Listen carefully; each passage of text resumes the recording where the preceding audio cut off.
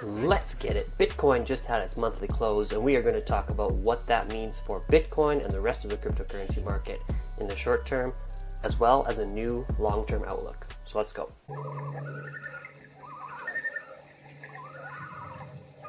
What is up, everybody, and welcome to the Crypto Cabin. My name is Tom, and in today's video we're going to be taking a look at the Bitcoin monthly close and what that means for Bitcoin short term and in the long term. If you are new to this channel, please scroll on down, leave this video a thumbs up, and then hit that subscribe button and click the notification bell and select all so you get notified when I post these new videos. So without any further ado, let's jump right in here. The monthly close wasn't super bullish, wasn't super bearish in my opinion. I think this correction was definitely needed, and we did end up coming up in the last few hours of the month really in order to close back within this purple support box. So this range is between about 55.8 and all the way up to just over 59,000. We were able to come up in the span. It was basically like the last 4 hours that we moved from like 54 all the way up to in the 57. So that was quite a big move there. The start to the month here is slightly green. You can see there's not really much action going on since the start of the month here, but we are hovering around in this support zone. We are also hanging around the bottom of this channel that's been forming since back in March of 2020. So I would not be surprised if we do see a nice green month here in December. You can usually see throughout Bitcoin's history that in a bull market, there is very rarely 2 months in a row that are red. And this blue line is the 200-day moving average. And you can see here when we're above it, we are typically in a bull market. There was one time back here that we did have 2 red months in a row, but that was before we came down to retest, and then off we went. Once we came down after this peak, we were technically speaking in a bear market. Well, once we broke below this level here, and then once again we can see there were multiple red months in a row. But once we got back above it again, there weren't very many times. So there's one here where we did have 2 months in a row, but it came down to retest the 200-day moving average, and then after that we never had 2 red months in a row again. Here as well, we got back above the 200-day moving average. When we had 2 red months in a row basically on both of these times, that meant that we were going to go back down and retest it. So we have retested and broken back above this 200-day moving average here back in October. October was obviously a very good month, but seeing a slightly bearish month there in November, I don't think is a bad sign at all. We needed that correction. We had a big pump up in October and needed to cool off a little bit. And like I said, when we are above this 200-day moving average, very rarely do we get 2 red months in a row. So I am expecting a nice month for December here. When we go over to the daily here, we can see that we were potentially breaking out of this descending wedge, but I'm not so convinced at this point. I could still technically drag that up there and have a few touch points in this pattern still, and we're still within it. Like I think I mentioned in one of my previous videos, getting back above this $59,000 to $60,000 level convincingly is going to be what it takes for me personally to see that we have reversed this trend for sure. When you look at this time frame on the daily, you can see there's a lower high, lower high, lower high, lower high still. We're still technically in a downtrend on the daily chart. So I wouldn't be surprised if we do continue to come down and we could retest this trend line down here once again and then hopefully get a good bounce from there and continue on the way up.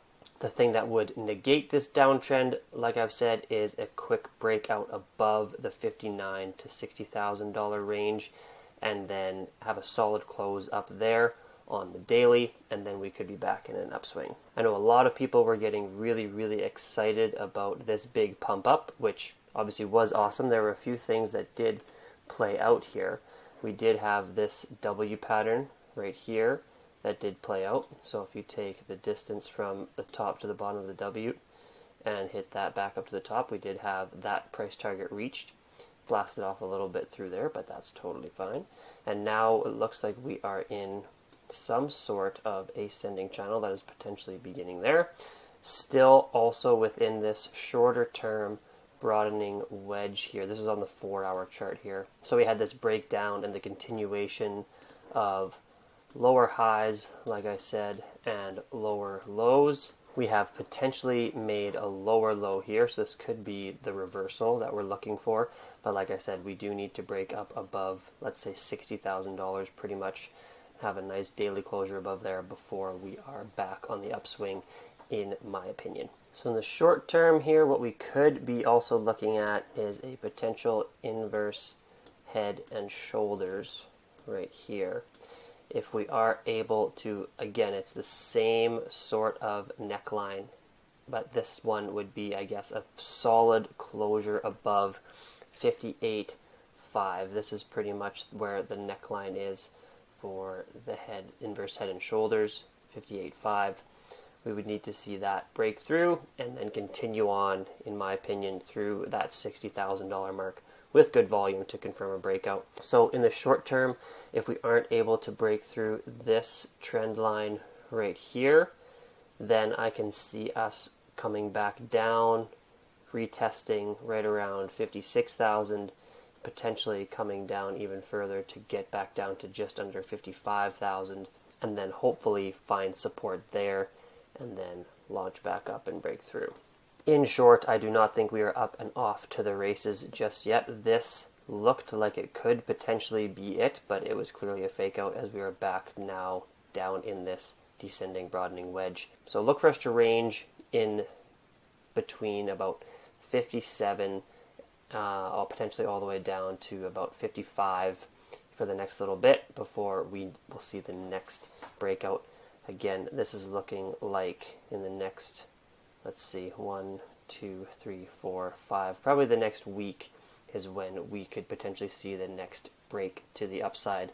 Hopefully, and like I've said, we're still in a bull market, so I'm anticipating a break to the upside, especially since we are near the bottom, like I said, of this channel that we have been forming for the last year and a bit. So that's pretty much it for the short term. What I see, nothing super major coming up soon. I can't see it happening yet. So let's take a look at the long-term outlook right now. If you've been following this channel for a little while, you will know that I've had this box up here that's towards the end of the year into the beginning of January. This is looking way less likely at this point in time. We would have needed to basically have bounced off of this area in September and then gone on a big run straight up, and it was looking like it could have played out, but at this point it is not looking very likely.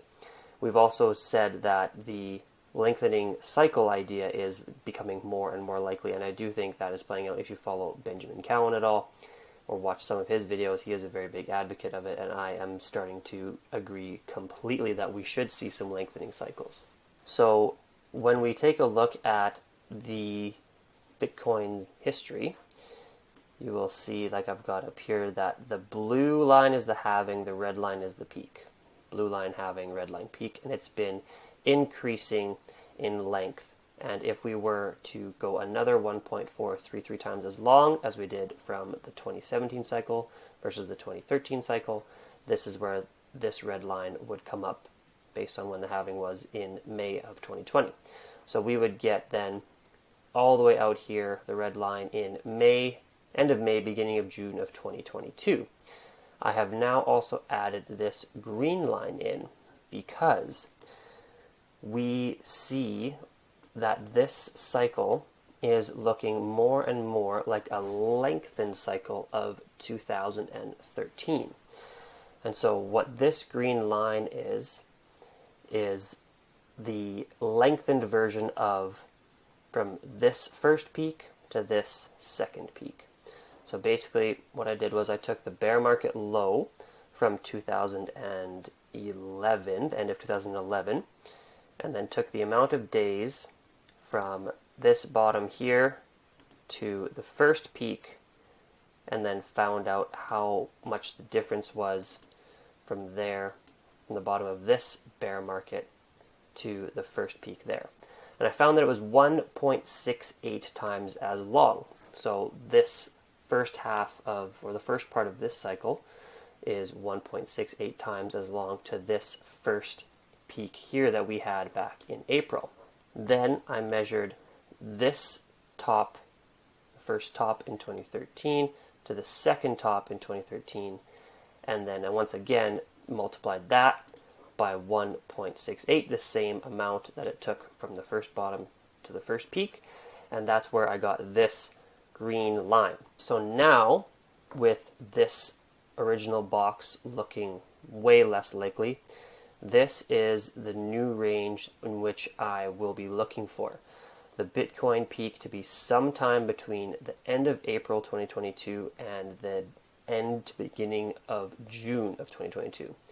So we are now looking at, if lengthening cycles is to play out in the same ratio as we have before, that is the new range that I am going to be looking at. Of course, it could come earlier, it could come later, but that is what, mathematically speaking, based on lengthening cycles overall, and if this cycle is to reflect 2013 more so, that's what it's going to look like as well in this range. As always, this is all speculation. We don't know when the top is going to come, but we do know approximately what numbers we should be hitting, and as we go along in this cycle, if the numbers aren't quite there yet at any given point in time, then we could definitely see an extended cycle. A lot of people, I think, are switching their narrative now to having it be an extended cycle. We're not going to see a peak, in my opinion, at the end of this year unless we go straight up. But even then, we did have a very steep run here, and even then, I don't think it lines up. In order for this box to even come close to being in play, we would have to go on a pretty insane run like we did back here in 2017. So we would need to go, basically for the next 4 to 5 weeks, we would need to go pretty much straight up in order for that to happen, which Bitcoin has proven is possible, of course. But with lengthening cycles and the diminishing returns each cycle, it does appear that this market is moving a little bit slower, not quite as quickly as it has in the past, and the lengthening cycles is making much more sense. But like I said, we will need to see where the prices are at if we do get into the beginning of January, and we are up here between $150,000 and $180,000 Bitcoin, or even a little closer or lower down here around 120. Potentially we could be a little bit toppy at that point in time. If we are still down here in the $75,000 to $80,000 range come that point in time, I do not think that is going to be the top of the cycle, and then would obviously be looking for these dates out here in the springtime of 2022. Let's do a quick shift over to the cryptocurrency market cap as a whole, and in general, you guys, this still looks super bullish. We've got a cup and handle, double cup and handle over the long haul. We had a big run up to this resistance line here of about 3 trillion. We came back down and we have retested this line, got a huge bounce, and we are now hopefully back on the upswing.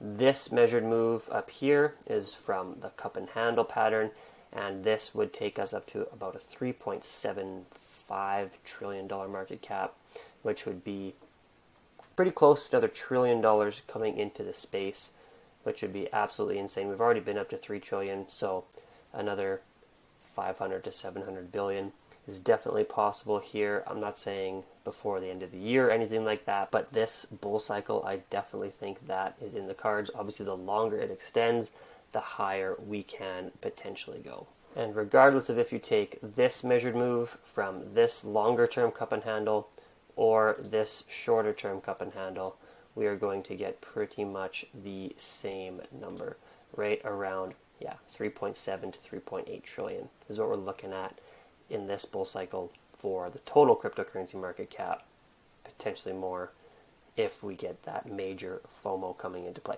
So to sum up, long term, Bitcoin looking super bullish. crypto market cap as a whole looking super bullish. Shorter term for Bitcoin, we may be seeing a little bit of choppiness for the next week or so before the next move to the upside. So there you have it, team. That is all for today. There's a quick look at Bitcoin short term and long term. A little bit of a switch in timeline and outlook as of right now, unless we go on an absolutely parabolic run. We will need to wait and see. Thank you so much for watching, and if you got some value out of this video, please scroll on down, leave this video a thumbs up, then hit the subscribe button, hit the notification bell, select all so you get notified when I post new videos. Let's try to get that subscription level to 1,000 before the new year. That would be absolutely amazing. I appreciate each and every one of you, and I will see you next time on the next episode from the Crypto Cabin. Let's get it.